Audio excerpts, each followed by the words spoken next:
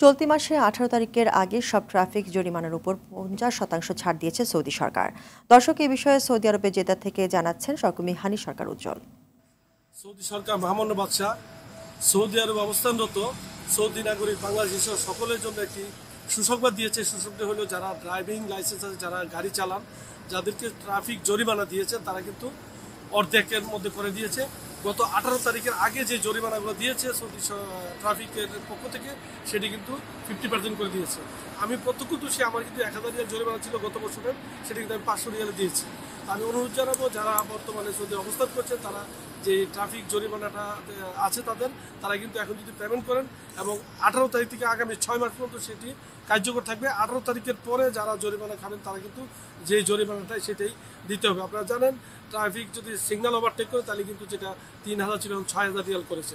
তো আমরা সাবধানতার সাথে গাড়ি চালাবো, সে অবলম্বন করব। এবং আরেকটি জিনিস আপনার মধ্যে জানাতে চাই, যারা উমরা ভিসাতে অবস্থান করছেন সৌদি আরবে তারা কিন্তু 6 জুনের মধ্যে তারা কিন্তু সৌদি আরব ত্যাগ করতে হবে।